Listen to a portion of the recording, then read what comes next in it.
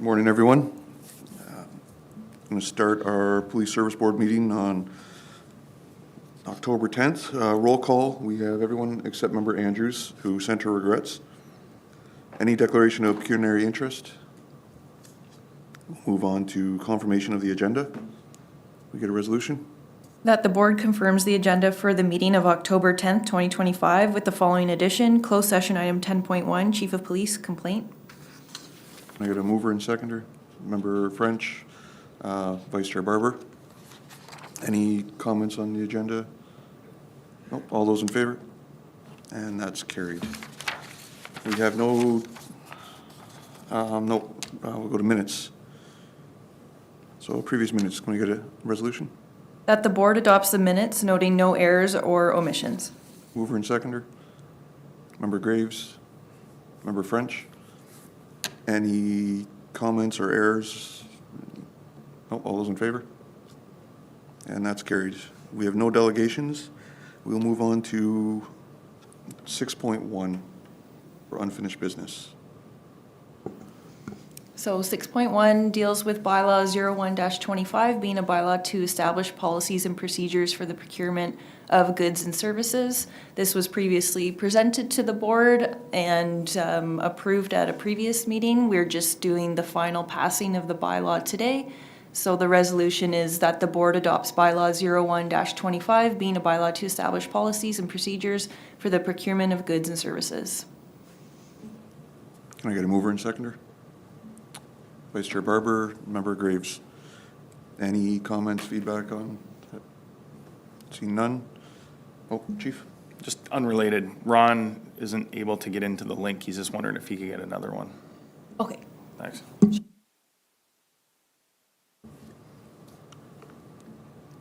No comments or feedback? All those in favor?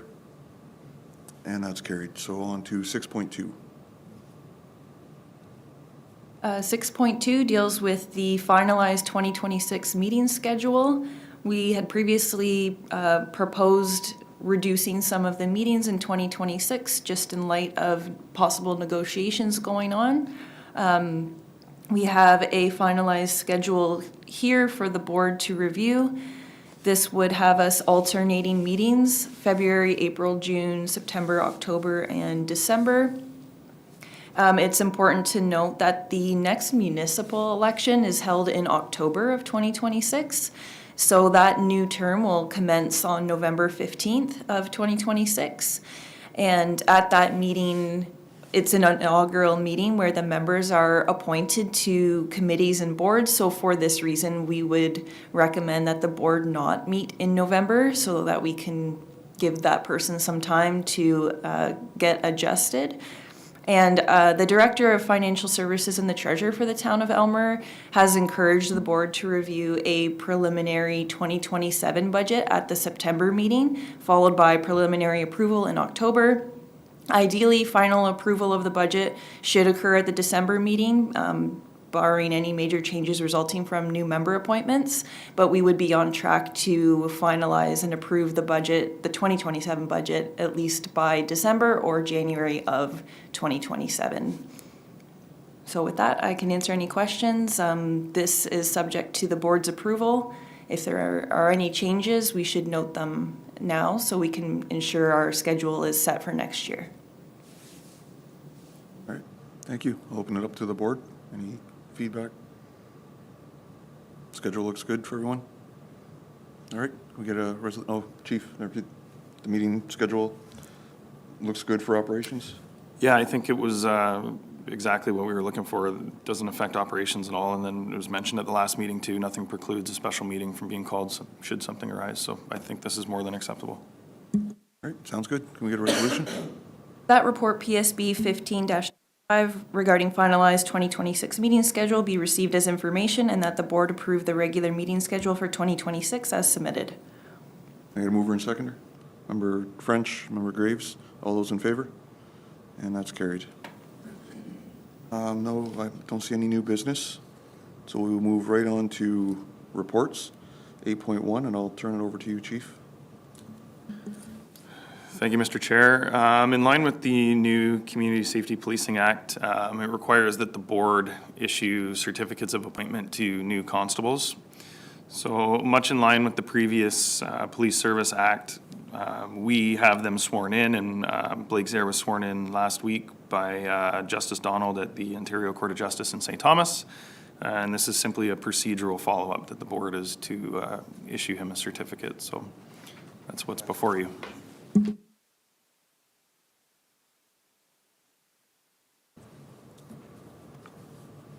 All right, and can we get a resolution on that? That the Aylmer Police Service Board appoint Constable Blake Zaire as a police officer under the Community Safety and Policing Act effective October 1st, 2025. I got a mover and seconder. Vice Chair Barber. Member Graves. Any comments before we vote? Nope. All those in favor? And that's carried. 8.2.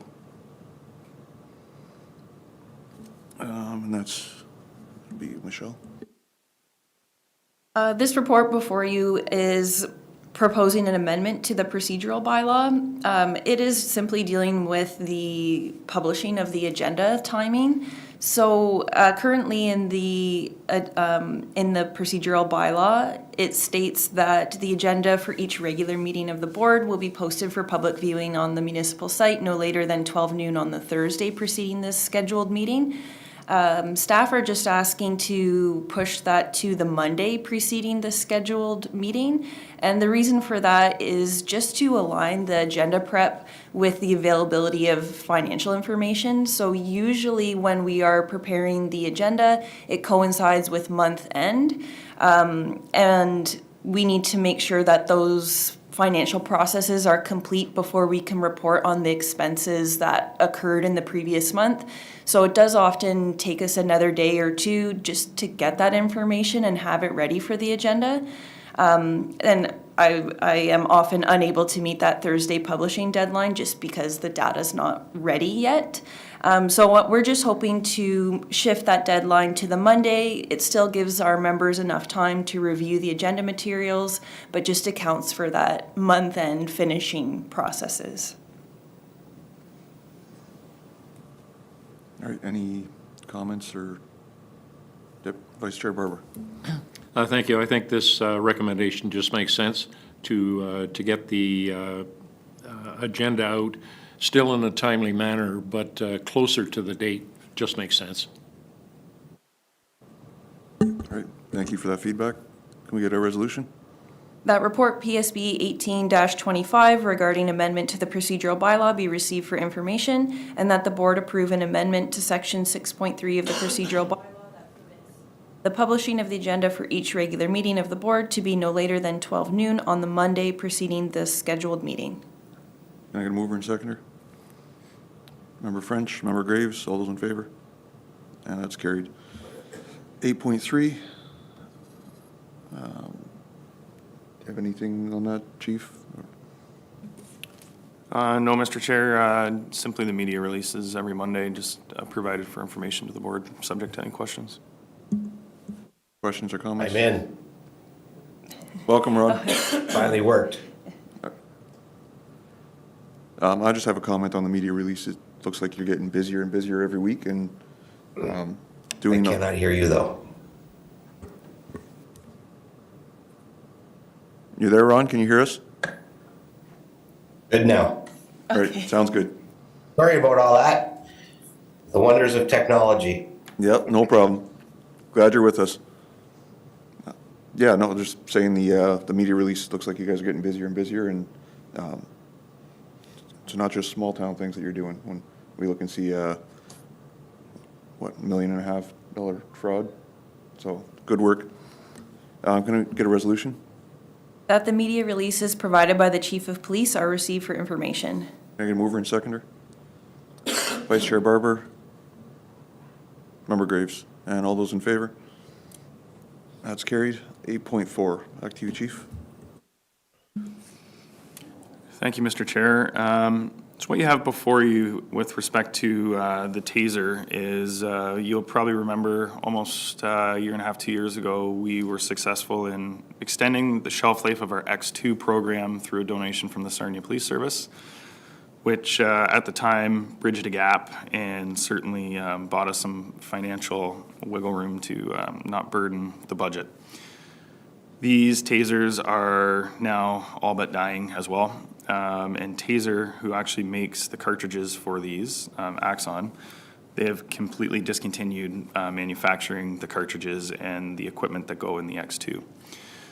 So in line with some connections and some good timing, we have been able to secure 18 Taser 7s, which are the new iteration of Taser from the Peel Regional Police Service. They have given those to us at no cost. The deputy and I had previously explored a costing option to get new tasers in a platform that was going to be a lot different than this. We were going to have to go to a shared platform, which means it was just like a communal locker of tasers that the officers would grab at the start of their shift. And there was going to be 6 tasers with that program, and we were between $60,000 and $70,000 to implement that. This is an individual issue. Each officer will be given a taser, and again, free of cost thanks to Peel. The only thing that we're unable to acquire from Peel is certain things that have proprietary information. So the batteries actually go into a charger and are downloaded, much different than the current version here. And the information that's stored within them, it's very technical, but it can't be shared amongst other police services, so we are not entitled to those.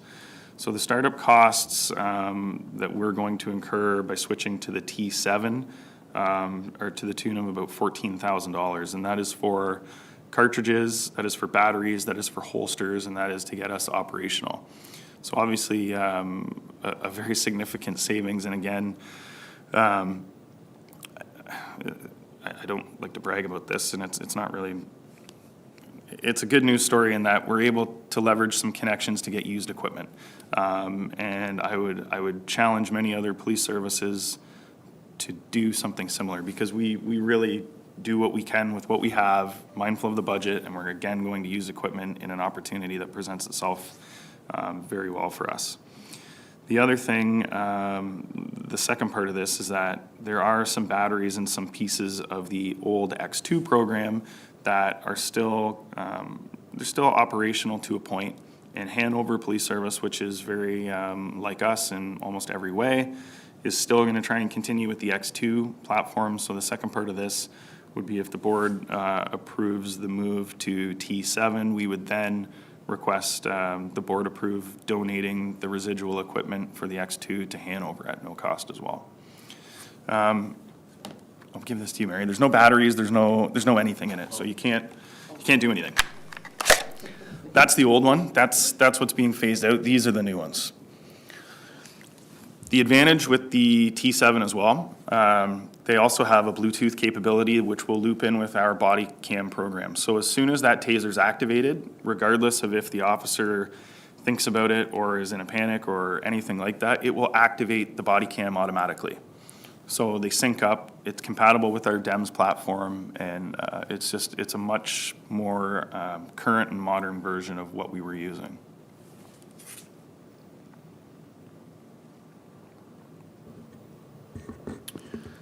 All right. So in line with this, you'll also see in the package, I've also prepared an MOU and an indemnification contract with Hanover, which just absolves the town of Aylmer, the police service board, and the service of any legal indemnifications with the tasers down the road if they go operational with Hanover, and we've done the exact same thing with Peel as well.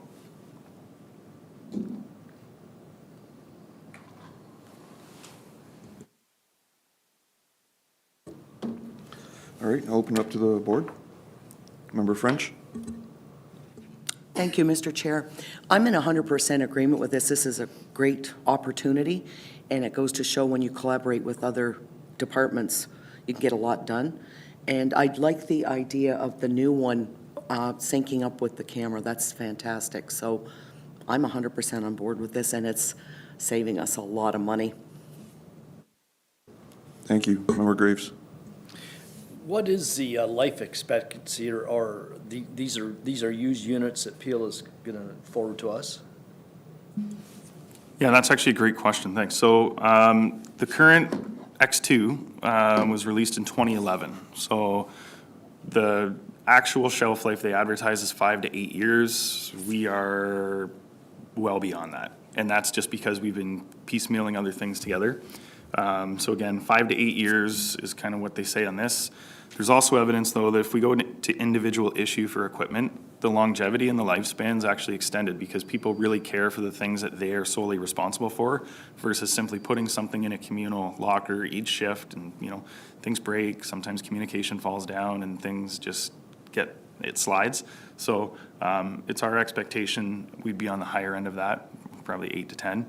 The other piece of this that I forgot to mention that is in the report, we train with the Simcoe in-service training department of the OPP. They have switched to T7 as well. And what that did for us this year is it forced us to have another training day just with us to stay on the X2 with their members. So we had to bring everybody in on a separate day outside of the normal training curriculum just to maintain that.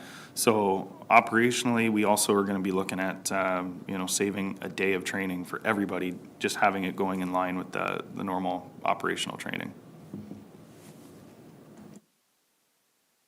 Vice Chair Barber. Thank you. I like the idea of the distinctive color as compared to the X2. Just a curiosity question. Is there a standard side of your uniform where the taser is normally put, like either left side or right side, left-handed, right-handed, or is it all the same side? So it's what they call support side. So it's actually the opposite side of anybody's firearm carry, and that's for a couple reasons. One, muscle memory, and people in stressful situations, you have to physically go to the other side of your body, so there's less risk of confusing a firearm for a taser, much like the color. But yeah, it's always on support side. All right, thank you everyone for the comments. I'd just like to say that you're always looking for ways to save money. Not only does that not impact the operation, but a lot of the ways that you save money actually improves the tools that the officers have to do the job. So thank you, great work. Can we get a resolution? That report, PSB 16-25, regarding the acquisition of used Taser 7 units from the Peel Regional Police be approved for operational acquisition, and that all remaining Taser X2 units, batteries, and cartridges be donated to the Hanover Police Service Board. Can I get a mover and seconder? Vice Chair Barber, Member Graves, all those in favor? And that's carried. So move on to 8.5, operating budget.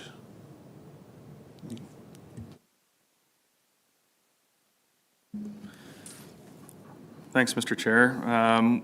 What you'll see here, and the way in which I did it was we've presented two options to the board.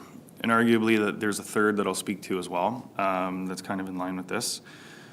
What you'll note, and it's no secret to the board, we're running an operational budget that is, in our respectful submission, exceptionally lean. Where 90.13% of the budget is directly related to salary, wages, and benefits. So that's not uncommon. That's quite, it's a normal number with respect to police services, but at the end of the day, that leaves the deputy and I with 9.87% to run operations for 365 days a year. So again, this is a pretty lean budget that we've put. You'll also remember in the spring we discussed, and it was subsequently approved, to have the standalone criminal investigator's position move forward. At the time, we had a grant submission in that we were waiting on to hear back to potentially fund that, which we were not successful like many of our municipal partners. That being said, there is another opportunity for us in the spring to again put in for that grant, and we're going to. We've enlisted the assistance of a grant writer at no cost through some connections the deputy and I have made at another police service who we're going to put our heads together on moving forward with that. So that option still exists. It's not gone. However, what you're seeing here with our request is number one is the absolute minimum to keep the lights on and to run frontline policing without installing the criminal investigator position is 8.48%. What is actually interesting, and the board is certainly well aware, our numbers of percentages they're not exactly true to what people would think in the mind. So 8.48% may sound like a lot, but we're on a $3 million budget where every $30,000 is basically a percent. So we can turn this into a dollar figure here. The options between option 1 and option 2 effectively are $60,000 and change, because what we've done is we've gapped the CIB position to get to the 10%. So if we wanted to install the criminal investigator position right away in January, it would be 12.11. All that is $108,000 salary, wages, and benefits for one brand-new hire. But that drives the percent number up, which on the face of it is scary unless you dig into the minutia of the budget. We are not asking for anything crazy. Obviously, we are tied to a collective bargaining agreement, which every police service is for their labor. And we have, if you dig into the budget lines, we've not increased anything other than training by a couple $1,000s, and that's simply because the true numbers of what we've been comparing year on and year out. And again, the fact that we're having to do a lot more off-site training due to the changes and some of the restrictions at the Ontario Police College right now. The other thing that we have done, and again, the board's been well aware, 3 of our senior most police officers, and arguably the most expensive police officers with their years of service, are currently seconded at the Ontario Police College, where we're recouping the salary, wages, and benefits to 100%.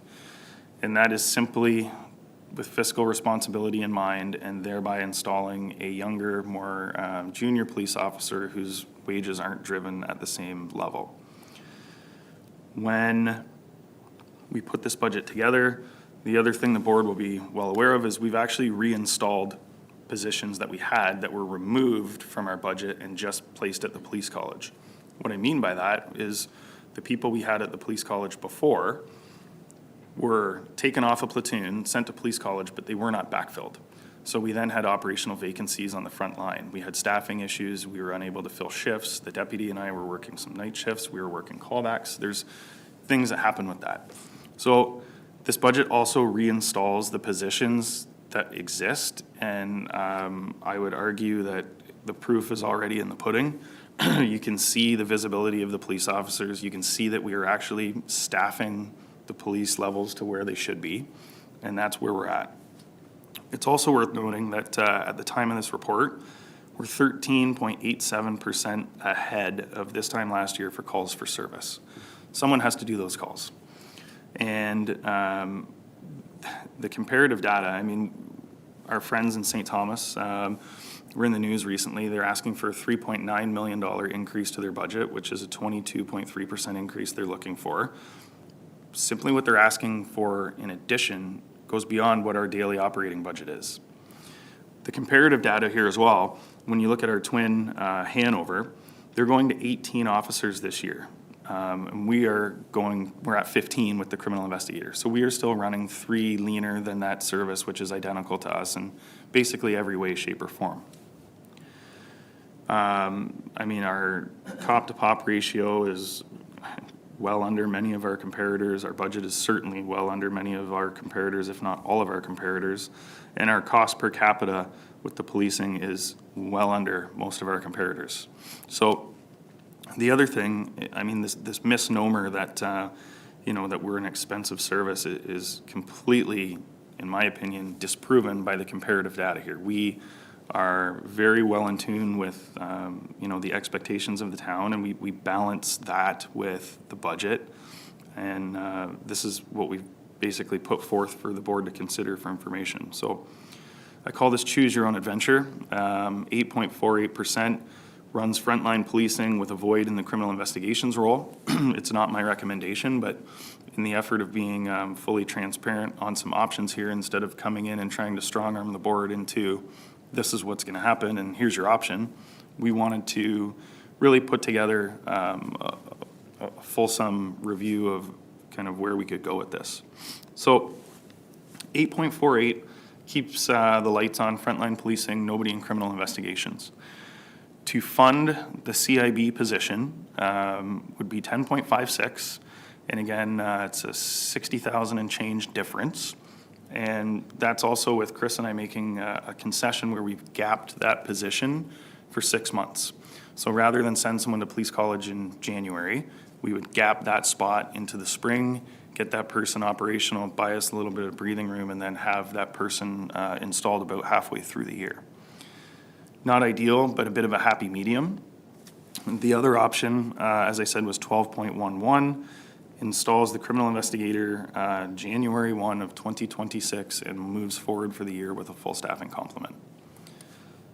So, subject to any questions, the spreadsheets below are exactly the way that we have lined the budget out now. There's no new lines, there's no new additions. Like I said, the only margins we increased were with respect to the training budget and the IT by a couple $1,000s, and that's only because some of our licensing and our server fees have gone up, and we're staying true with the numbers there. It's a little bit like trying to drink through a fire hose there, but happy to take any questions, and the deputy and I are well prepared to answer anything in relation to this. So. Thank you for the report, Chief. I'll open it up to the board. Member Graves? Kyle, you mentioned that there's a grant that you're gonna apply for and would know in the spring. How confident are you there? Any put on your crystal ball and let's give it a spin. I'm not. The grants have changed a little bit over the couple years. Like it is and this government will profess that they are very supportive of policing, but there's just different priorities and there's different things that come and go. There's peaks and valleys with the grant funding. Right now, we're in a valley. Like we have been unsuccessful in 5 of our last 6 submissions. So have a lot of our peers. So it's certainly not an Aylmer issue. It is a small mid policing issue at the moment. So I don't know. What I can tell you is we are going to put our best foot forward. We apply for every grant that comes across our table. Again, we have a peer who is a grant writer and has been quite successful, who's going to also assist us, which again just positions us for hopefully success, but I can't give you a number. I don't know. Vice Chair Barber? Two-part question, Chief. Could you touch on the value and the success of the criminal investigation position? And secondly, OPP-funded municipalities had a special grant last year. Do you know if that is being carried forward for 2026? So first question, the CIB spot, I mean, we ran a trial position under Chief Horvat, which was a fact-finding mission, which completely exceeded heard anything about the future with that, though. Thank you. Member French? So status quo doesn't make any sense in this case, but can you explain again your third option? I believe that was one that you said you kind of wanted to bring up, and I don't think we had a lot of information about that. So could you kind of go over that one more time, please? Sure, thanks. So that's basically just staffing the position immediately. And arguably, that will still be a year behind where we wanted to be because we had this approved in the spring, but Chris and I did not want to, really just inject that position with the finances right now, particularly in this budget cycle. So we've massaged it. That officer is mostly in the position, minus his frontline duties when the other shift members are off. So we're kind of moving him around right now, which again isn't good for work-life balance and kind of somebody doesn't know what they're working tomorrow. It's a bit of a problem. So the third option was 12.11%. The total increase for that position was $108,000, and that was for a 4th-class constable salary, wages, and benefits commencing January 1. It should also be noted that the staffing plan will be good for us for the long term. So with the chief's presentation of having the CIB officer start January 1st, we won't require any extra staffing for the long term. We're setting this up to not ask for any more bodies for the long term. So I think that should be noted as well. Like, this will make our complement where we need it to provide a great service to this town. Vice Chair Berber. Thank you. Just using round numbers, it looks like three options, 8, 10, and 12, as I see it. The optics of the 12 are fairly significant. Any disadvantage in picking the middle of the road?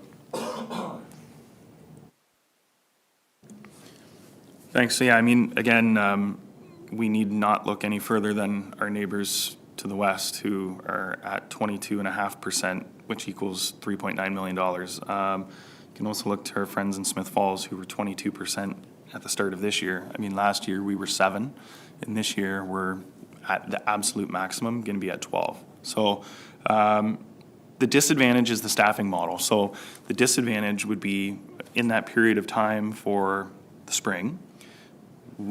Chris and I are covering on top of our duties, and then we're bouncing around that CIB officer, and we're behind the 8 ball because by the time we even get somebody up and going, we're still going to be 6 months behind because we got to get that person trained. We have to get that person into a position where they can become operational on the front line to absolve those duties for the CIB officer to move them over. So that would be the disadvantage. But again, like I said, the happy medium that we presented involves some concessions. However, I mean, we've got some other moving parts in play here too that we don't have a crystal ball for certain things. And we've got one, potentially 2 members that are at their 30 years of service that may just come in tomorrow and tell me, see you later.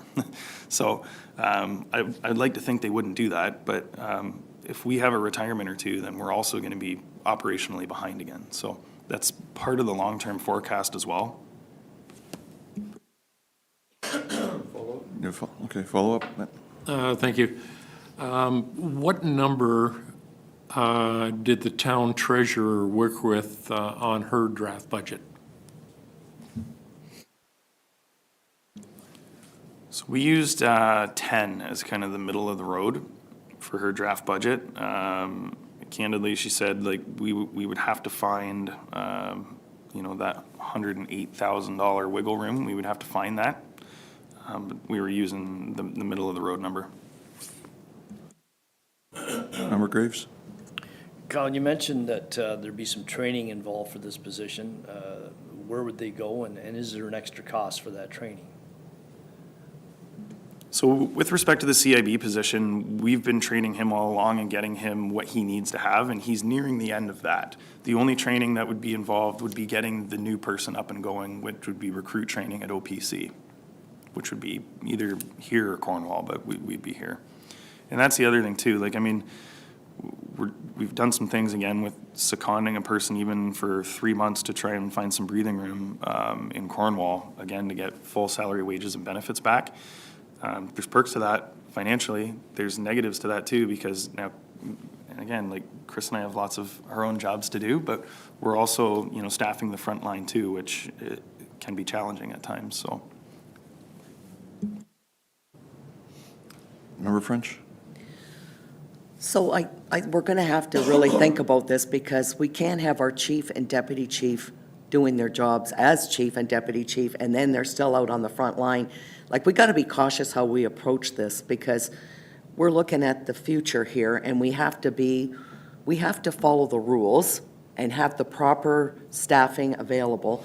And before long, and the chief has mentioned burnout and those sorts of things, well, it's going to start at the top because our chief and deputy chief are going to get burned out just from doing their jobs that they have to do and then being out doing other jobs. So I think we're really going to have to look at this closely to make sure that we're going to have the proper staff in place for the distant future, really.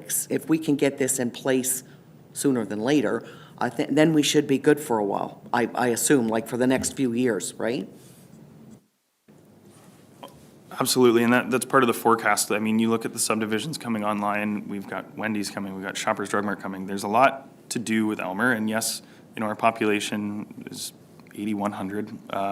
However, we are a hub city that swells during the day, as everybody knows. We are the draw for the banks. We are the draw for the restaurants. everybody comes into town and our population swells to a lot more than that, which we are still responsible for. So by having the CIB position and having the shifts where they are with 3 people, and I was very clear with what our actual organization strength is here, that would give us 12 frontline police officers, 3 per platoon, and 1 CIB officer, Chris and myself. So the other thing with the 3 is sometimes 3 is not enough, but we're happy to help. The thing is with the 3, everybody's entitled to their time off. So when you look at the true operational time of a police officer, it's really only about 78% of a full-time position, because you have holidays, you have training time, we have obligations for, provincial training. So each person, at best, is here 78% of the time. So then you start putting in sick time and other things like that we have to account for. So the minimum that we have in the town is 2, and generally we've been running at our minimum because we haven't had the full staffing complement. But where this budget gets us is to the operational and organizational, the authorized strength of the 12 on the road and the CIB investigator. Member Graves. Chief, you mentioned earlier that there were a couple of senior officers that you don't know when they may decide to retire. But again, putting on your Kreskin hat or your crystal ball, that might down the road offer some relief by hiring junior officers. Best thoughts? Yeah, it would. But the other problem is when we're looking at that and that senior officer goes off and then we replace them with a junior officer, the costing offset in principle is there. But then when that person's in the field training role and they're with a coach officer, they don't actually count as manpower. So we still have to have another body there until we have that person signed off after about 10 rotations. So the margins are there certainly, and that does allow for some cost savings. Again, exactly in line with what we've done with the secondments at the OPC at the moment. It's possible. However, like I said, we have a really good relationship with these people. I feel like they would come to us and, they care about this police service, they care about the town, they'd give us some notice. But there's just no guarantees. And, as one of my coworkers says, it's basically one bad day away from not coming in. So you never know, so. All right, Vice Chair Barber. Chief, could you remind us on the process of adopting the 2026 budget? Is this the kick at the can that we have? Is there a requirement for a public meeting per se? And do we adopt the budget at the next meeting? How does it work? So our pitch at this time is basically the board receive it for information. Again, we're not making anybody drink through a fire hose here at the moment. We've been very forthright, we're very open. The numbers are what they are. The staffing model is what it is. And again, I can guarantee this to the end of the earth here. We probably are running the most lean police service in the province for what we do operationally. So there's no requirement for a public consultation. Chris and I spoke at the last meeting here that we were really pushing to have a town hall on policing. With some educational components and some feedback components and that type of thing, which we're just kicking some dates around for November here. So if we could do that potentially ahead of the November meeting, then maybe the board would be in a position to make a decision on the budget come that time. Thank you. Any other further comments? Member French. Just kind of a wrap up. So this is really good information, and as Vice Chair Barber said, we've got to think about this.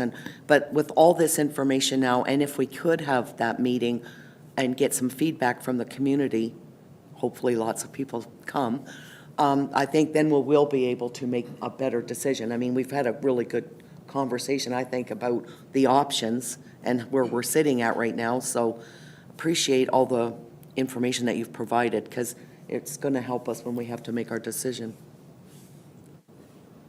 All right, thank you for the discussion and feedback and questions. Chief, between option, option 1 and option 2, it's about 60,000 change. Do you have the numbers on what the difference is between option 2 and option 3? I do. I got kicked out of my computer connection here, but it's the difference from 108,000. So, not a mathematician here off the top of my head, but that's what you're looking at. Yeah. Right?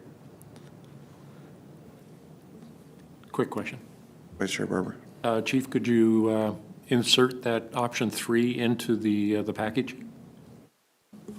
Yep, 100%. I actually have it done too, so I'll have it put out as a supplemental. All right, thank you. Knowing that the officer that's in the CIB role has been doing this for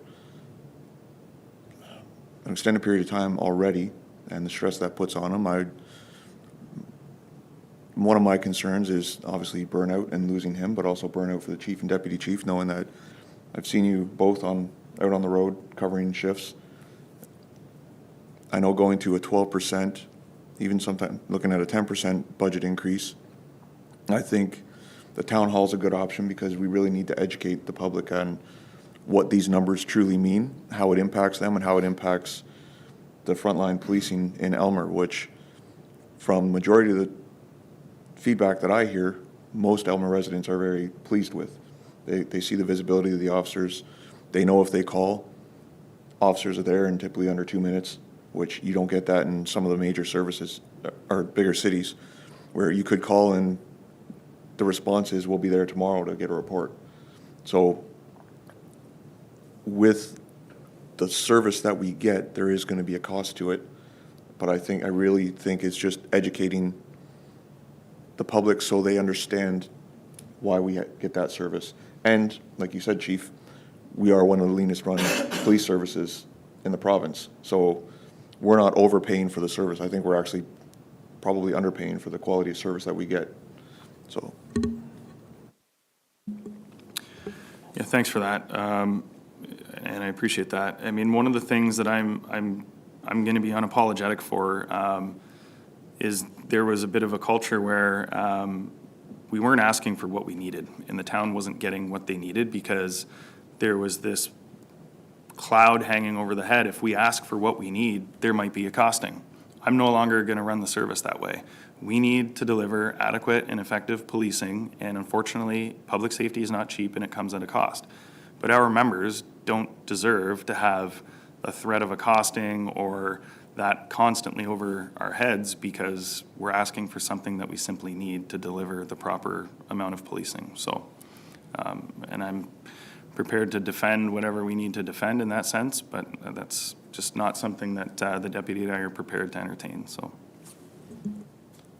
I agree. Thank you, Chief. We should not run a police service based on the fear of a costing for another police service, because that impacts the quality of service that our residents receive. So, yeah, I respect that statement and I support it 100%. Thank you. Member Graves. I as well, and back to what Mary said, I think it's very important that the public have an opportunity to get informed on this. How would we advertise that meeting? Would it be just in the Aylmer paper, on Facebook, or so we get the public aware and come out? Michelle, I'm looking to you, but no, we would put it out on our social media, which we've got over, I think, 9,000 followers right now on Facebook. That'll go out. We'd put it out through the town socials as well, which has quite a bit of traction, and the Aylmer Express is always good to us for that too. So yeah, we'd go in basically all forums. Encourage people to come out. We've run a couple of these kind of before, Coffee with the Cop, come talk to us, and the last one we ran at the old town hall, we had 2 people show up. So we want to hear from people. We have nothing to hide. I'm happy to discuss policing any day of the week. So yes, we will put this out in all ways, shapes, and forms, and go from there.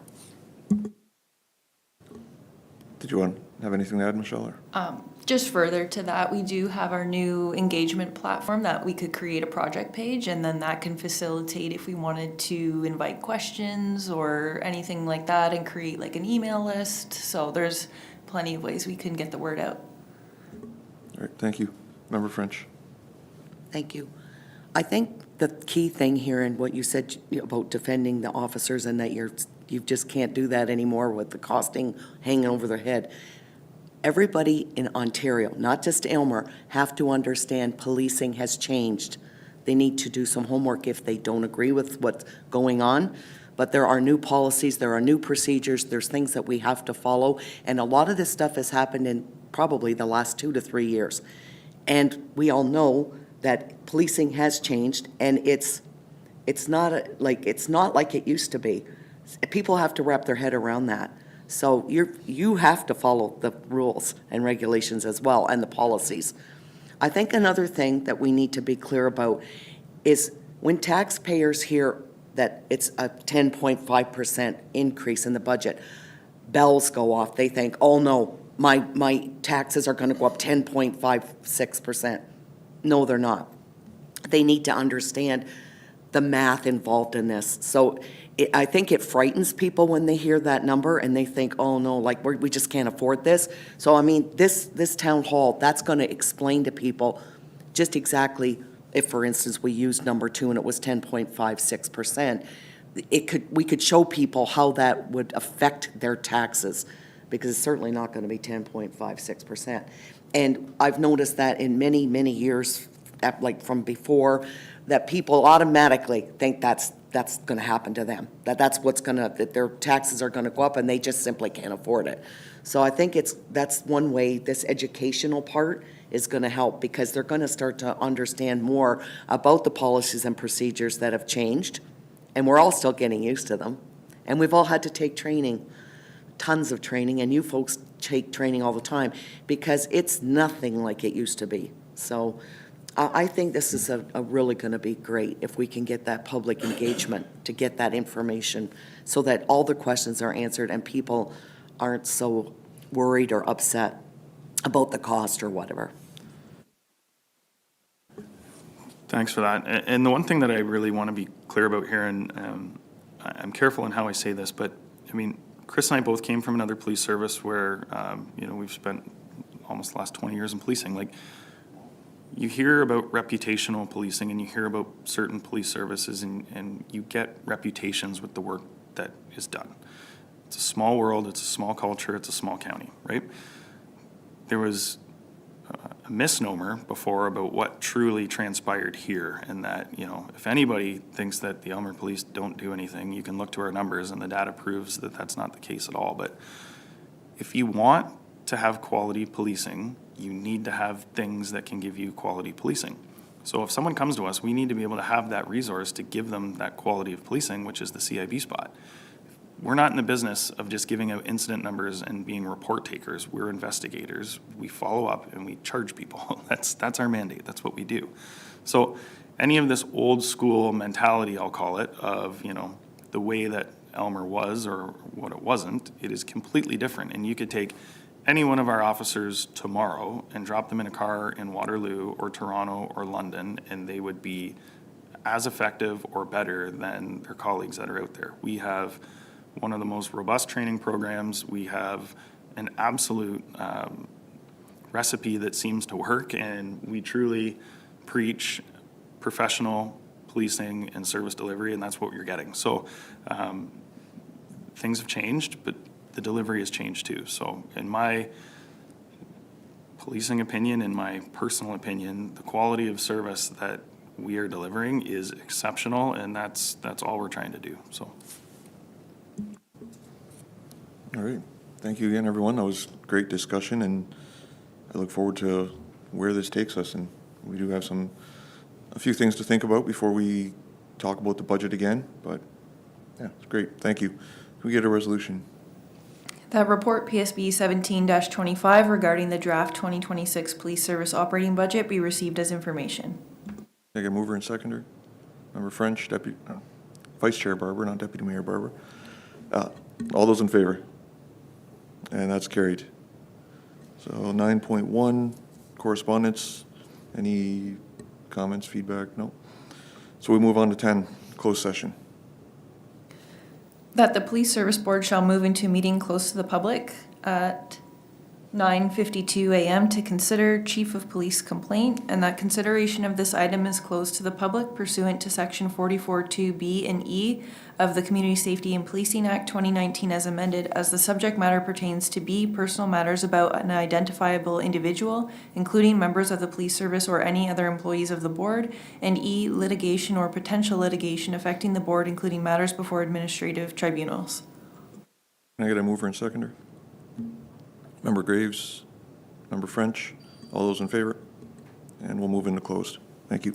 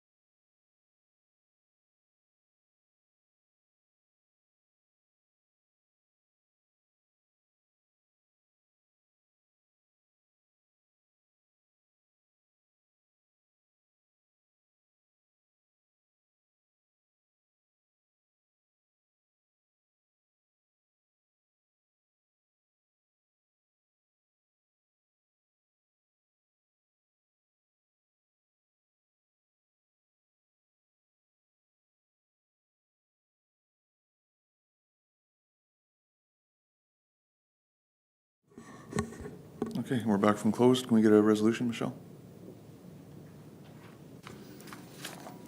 That the board that the board rise from the meeting close to the public at 10:04 a.m. and reports the following. That the board receive the report of the chief of police regarding complaint, and that the board provide a confidential direction to the chief of police. Can I get a mover and seconder?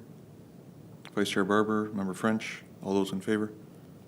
And that's carried. And I believe we have to go back and revisit the resolution for 8.4. The resolution should read that report PSB 16-25 regarding the acquisition of used Taser 7 units from the Peel Regional Police be approved for operational acquisition, and that all remaining Taser X2 units, batteries, and cartridges be donated to the Hanover Police Service, as well as approving the funds, that the board approve the funds in the amount of $14,367.11 plus tax to be funded from the current police reserve fund. Can you remind me who was the mover and seconder for that? Mover was Vice Chair Barber and seconder was Member Graves. And are you both okay with the addition to that resolution? Specifically saying what? The addition would be approving the funds in the amount of $14,367.11 plus tax to be funded from the current police reserve fund. So it's stating where the funds are coming from. Okay, it wasn't mentioned? No, it wasn't mentioned when we did the resolution earlier. So you're both okay with that? Yeah. All right, all those in favor? And that's carried, and on to adjournment. That the board now adjourn at 10:06 a.m. Mover and seconder? Member French, Member Graves, all those in favor? All right, thank you.